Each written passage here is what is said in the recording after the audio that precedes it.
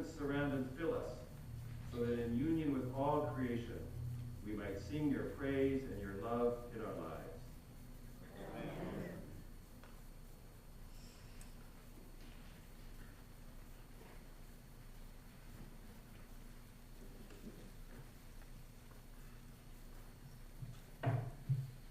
Hello, good evening. Thank you all.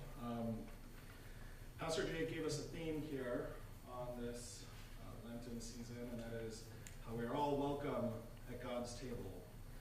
And I've been very blessed in my life. I was actually born really close to the table. My parents have raised me so that throughout my entire life I've always been part of a congregation that has welcomed me and allowed me to grow up and be outgoing. And although there is a magnet on one end of my shoe and also in my mouth where I often put my foot in my mouth, the congregations that I've grown up with have allowed me to still be myself and grow into my own. So I'm very grateful for that.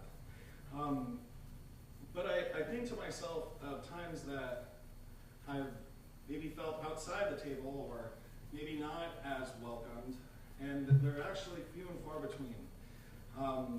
I guess originally the thought that went through my head was, here in the United States where I was born, I've always been pointed out that, I'm Egyptian. I was born to an Egyptian family, and yet when I go back to visit Egypt, I'm definitely American there. So I kind of always wonder, okay, so where is it exactly that I fall into this? And yet the communities that I've grown up with have always been very gracious to me and always welcomed me in. And so I'm very grateful for that.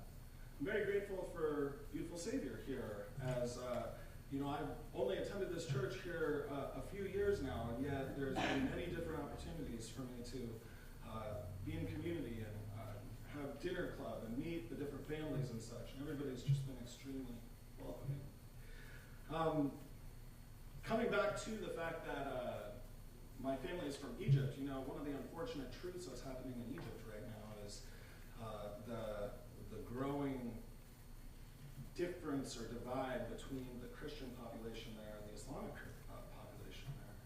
And it's really sad to me, and it makes me say to myself, as I have conversations with my parents, Dad, I'm going to go back to Egypt someday and I'm going to help the Christians there.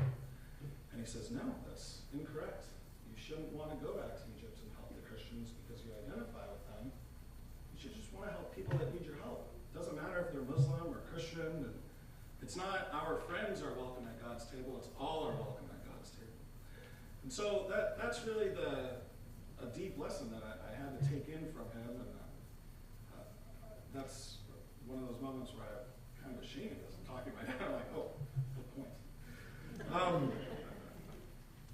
The other thing that I went to recently, which was a really wonderful experience, is here in our community, the YWCA just recently celebrated the life of a lady named Val Joshua. Now, I didn't know who Val Joshua was. I never actually met her or knew her, but I was able to go to this event where they spoke about all the service she did for this community. She sounded like a really amazing lady.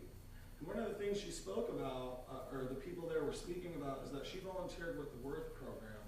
And they spoke about how people visit the local jail every week. And they actually had the main sheriff go up and speak and talk about how most people think that they're actually very passionate about the fact that they don't want any services given to people that are in jail, right? If people are in jail, they're not supposed to have services provided to them. And yet they made the point that, the people that are in jail are somebody's son, somebody's daughter,